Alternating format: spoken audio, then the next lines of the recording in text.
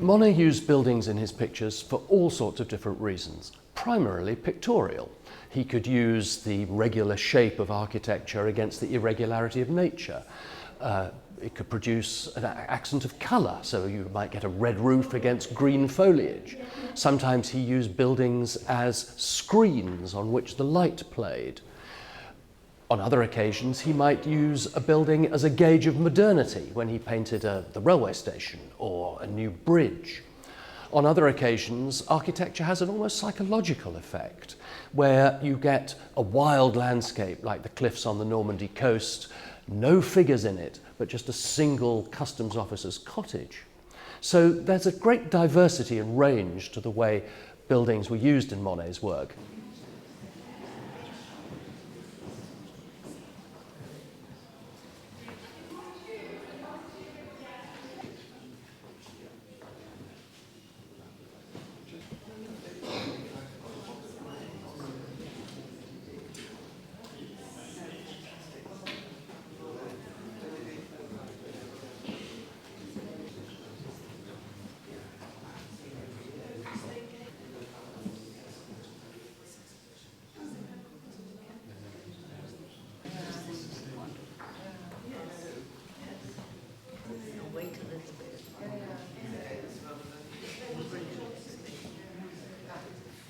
Monet was fascinated by nature. He loved nature's effects. He was always going on in his letters about the different effets that he was trying to get, seasonal effects, weather effects. When the weather changed and he was frustrated, he got cross in his letters. So the response to nature is absolutely paramount in Monet's work.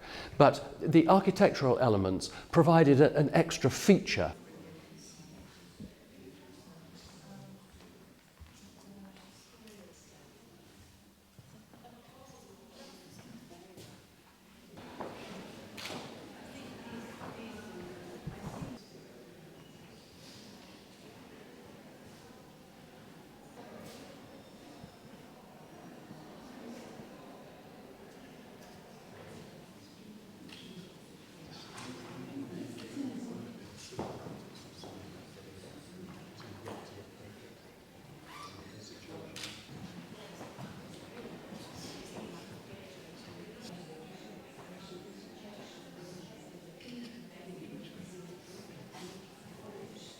Now, London in those days, at the beginning of the 20th century, was heavily polluted, not just foggy, but very industrial.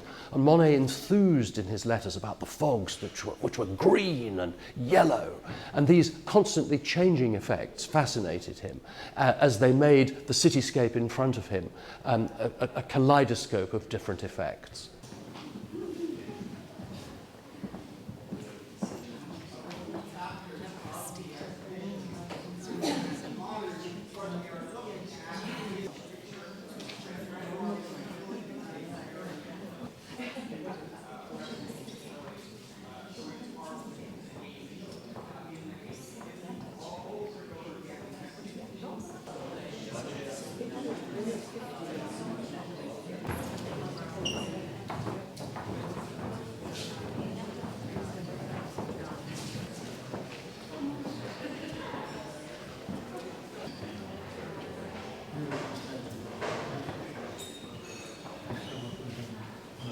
He approached it as a pure impressionist. He wanted to capture the fleeting moment in time.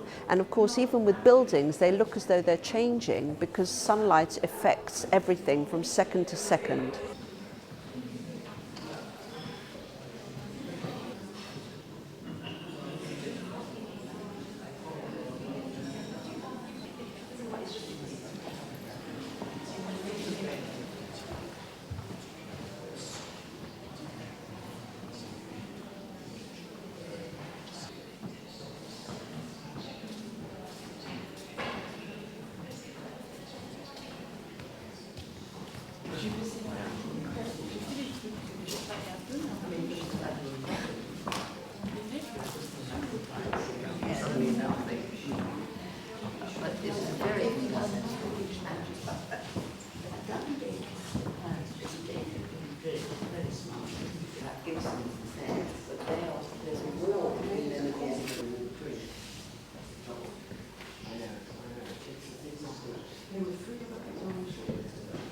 He sort of used architecture to make a visual diary of where he had been, where he had stayed, where he had loved.